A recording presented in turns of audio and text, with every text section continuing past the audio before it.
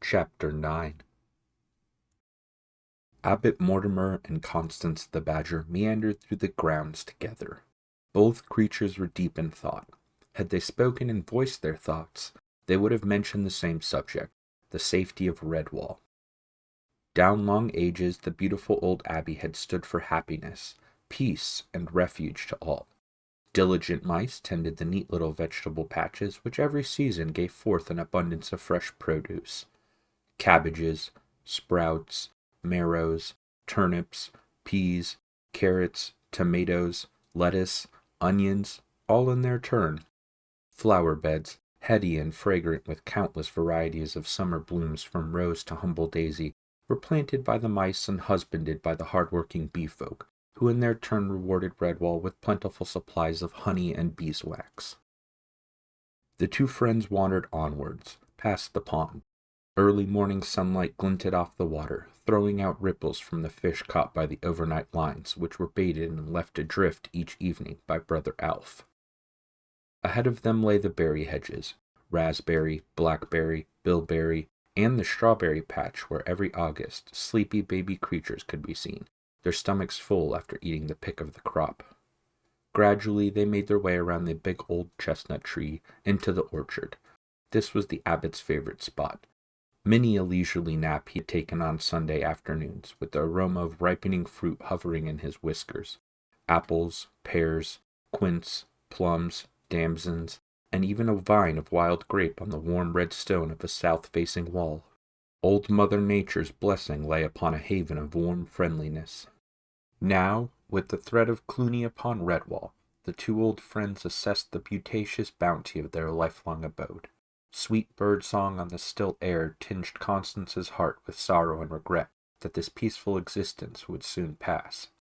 Gruffly, she snuffled deep in her throat, blinking off a threatening teardrop. The abbot sensed his companion's distress. He patted the badger's rough coat with a gentle paw. There, old girl. Don't fret. Many times in our history has tragedy been forestalled by miraculous happenings. Constance grunted in agreement, not wishing to disillusion her trusting old friend. Deep within her, she knew that a dark shadow was casting itself over the abbey.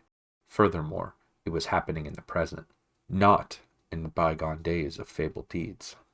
Matthias seated himself to an early breakfast in Cavern Hole. Nut bread, apples, and a bowl of fresh goat's milk. Cornflower, along with the other woodland creatures granted sanctuary, were sleeping in makeshift quarters provided by the good mice of Redwall. Matthias felt that he had grown up overnight. Duty was a mantle that he had taken willingly upon his shoulders. If there were a threat to Redwall from outside, it must be dealt with. The mice of Redwall were peaceful creatures, but that must not be taken as a sign of weakness. Stolidly he munched away as he confronted the problem. Eat heartily, Matthias. No point in facing trouble on an empty stomach. Feed the body, nourish the mind. The young mouse was surprised to see that old brother Methuselah had been watching him, his eyes twinkling behind the curious spectacles he invariably wore. The ancient mouse sat down at breakfast table with a small groan. Don't look so surprised, young one. Your face is an open book to one of my years. Matthias drained the last of the milk from his bowl, wiping cream from his whiskers with the back of a paw. Give me your advice, brother Methuselah, he said. What would you do? The old mouse wrinkled his nose. Exactly the same thing as you would. That is, if I were younger and not so old and stiff. Matthias felt like he had found an ally. You mean you would fight?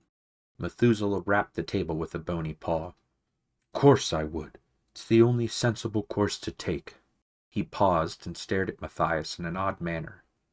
You know, there's something about you, young feller. Did you ever hear the story of how Martin the warrior first came to Redwall? Matthias leaned forward eagerly. Martin? Tell me, brother. I love hearing about the warrior monk. Methuselah's voice dropped to a secretive whisper. 'Tis written in the great chronicle of Redwall that Martin was very young to be such a warrior. He could have been the same age as yourself, Matthias. Like you, he was impulsive and had a great quality of youthful innocence about him when he first came to the abbey. But it is also written that in times of trouble Martin had the gift of a natural leader. a command over others far superior to him in age and experience. The chronicles say that they look to Martin as some look to a strong father. Matthias was full of wonderment, but he could not help feeling puzzled. Why do you tell all this to me, brother Methuselah? The old mouse stood up. He stared hard at Matthias for a moment. Then, turning, he shuffled slowly off. As he went, he called back over his shoulder, "Because, Matthias, because he was very like you." Before the young mouse could question the old one further, the Joseph bell tolled out a warning. Sandals flapping, Matthias dashed out onto the grounds, nearly colliding with the abbot and Constance, who, like everyone else, were heading for the gatehouse. Brothers Rufus and George had an incident to report. A large, evil-looking rat, covered in tattoos and carrying a rusty cutlass, had turned up at the gate. He had tried to gain entry by pretending he was injured. Limping about, the rat explained that he had been in a hay cart that had overturned into the ditch.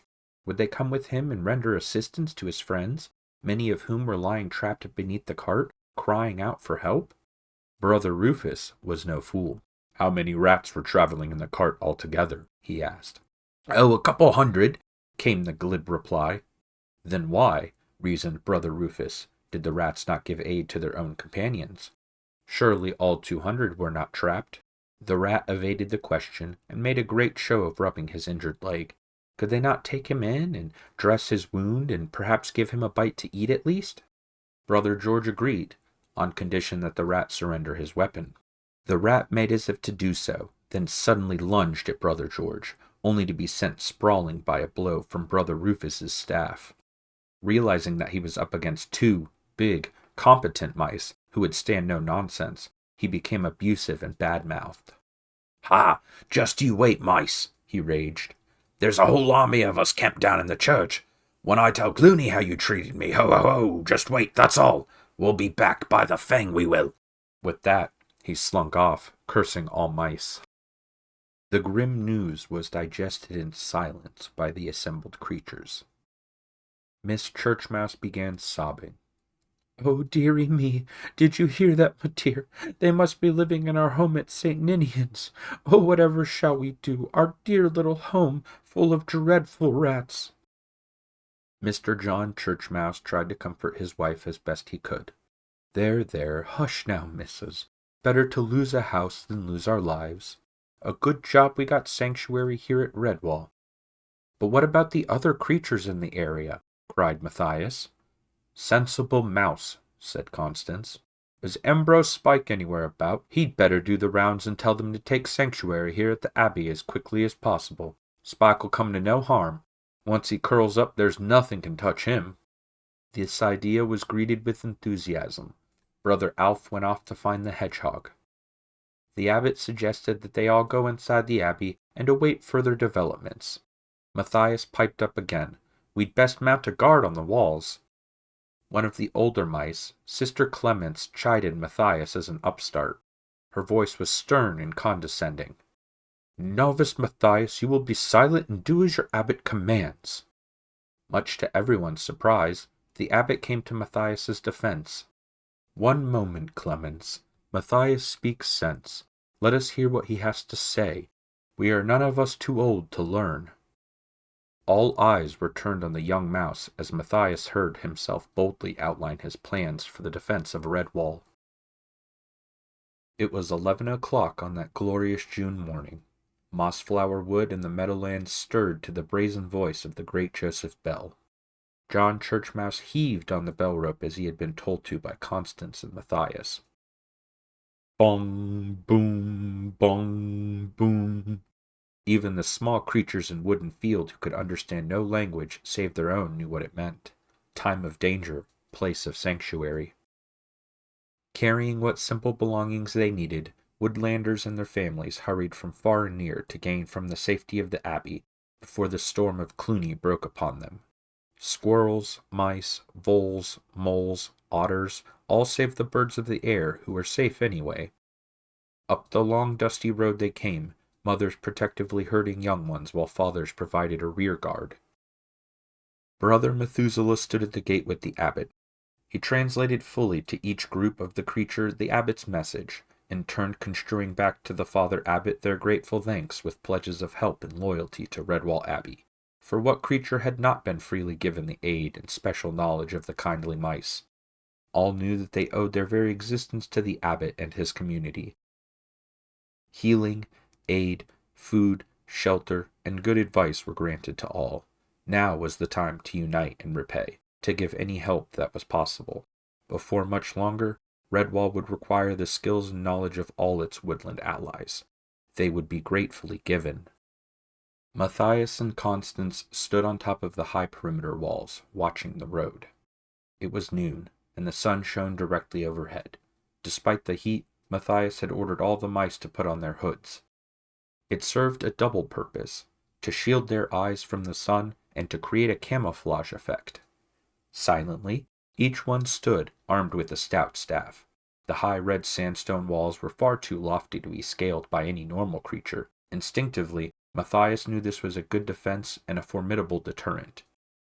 Constance could feel her hackles beginning to prickle. She sniffed the air and shivered despite the heat that shimmered in waves across the meadowlands.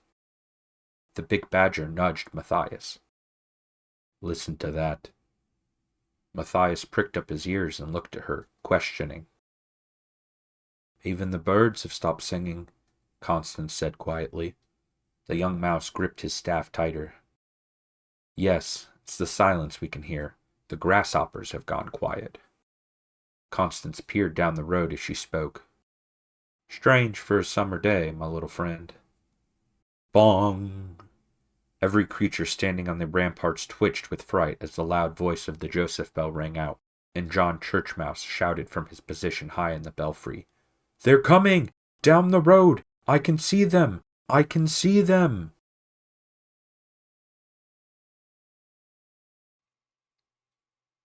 Hey guys, Guild here. If you managed to make it this far, I'd just like to say thank you.